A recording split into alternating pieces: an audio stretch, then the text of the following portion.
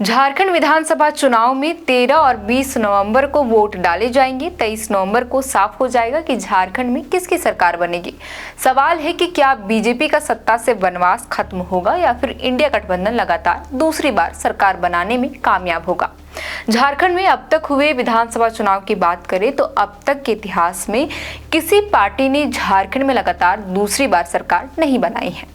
झारखंड के इतिहास में ये पहली बार हुआ है जब किसी गठबंधन ने अपना कार्यकाल पूरा किया हो।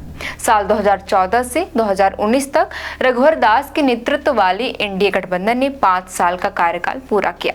वहीं हेमंत सोरेन के नेतृत्व वाली इंडिया गठबंधन ने भी अपना कार्यकाल पूरा किया। इस बार के चुनाव में दोनों ही खेमे में कड़ी टक्कर की उम्मीद जताई जा रही है। गौरतलब है कि साल 2019 के चुनाव के बाद गठित हेमंत सोरेन सरकार के लिए बीच में थोड़ा संकट का समय जरूर आया था, जब कथित जमीन घोटाला केस में तत्कालीन मुख्यमंत्री हेमंत सोरेन को जेल जाना पड़ा था। तब चंपई सोरेन को मुख्यमंत्री बनाया गया था। बाद में हेमंत सोरेन जेल से लौटे तो दोबारा सीएम पद की शपथ ली। इस लिहाज से देखा जाए तो मौजूदा सरकार के कार्यकाल में 3 बार मुख्यमंत्री पद की शपथ ली गई। हालांकि सरकार पर खतरा नहीं आया, उसने कार्यकाल पूरा किया। बहरहाल वापस मुद्दे पर आते हैं। बिहार से अलग होने के बाद 15 नवंबर 2000 को झारखंड राज्य अस्तित्व में आया था। इसके बाद से झारखंड में 4 बार विधानसभा के चुनाव हुए। हालांकि प्रदेश का चुनावी राजनीति में इतिहास रहा है कि किसी भी दल ने लगातार 2 बार सरकार नहीं बनाई है। किसी भी गठबंधन ने लगातार 2 चुनाव में जीत नहीं दोहराया। हर बार नए गठबंधन को सत्ता मिलती रही।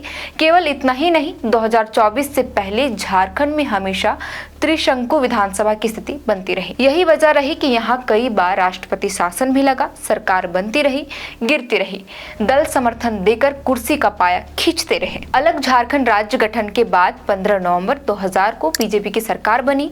इसमें जदयू भी सहयोगी के रूप में शामिल थी। बाबूलाल मरांडी झारखंड के पहले मुख्यमंत्री बने। हालांकि उनकी डोमिसाइल नीति पर प्रदेश जल उठा।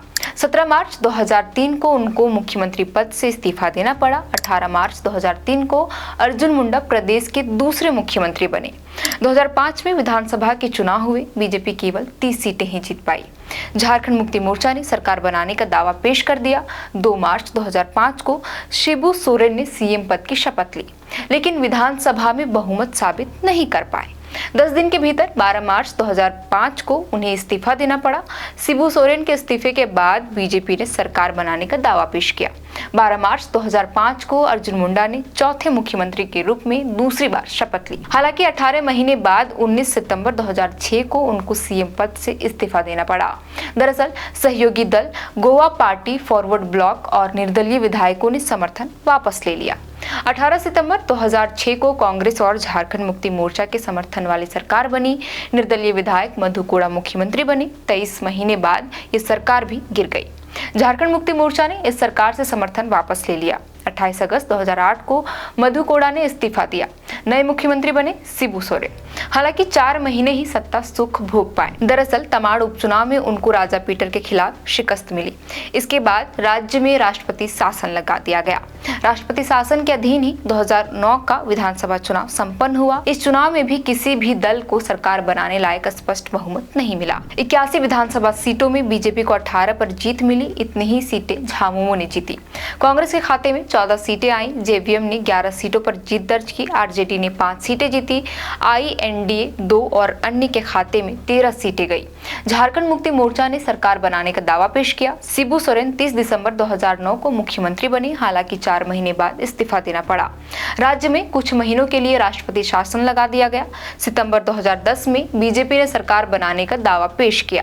11 सितंबर को अर्जुन मुंडा ने सीएम पद की शपथ ली। 18 जनवरी 2013 तक वह सीएम रहे। इसके बाद फिर राज्य में राष्ट्रपति शासन लगा।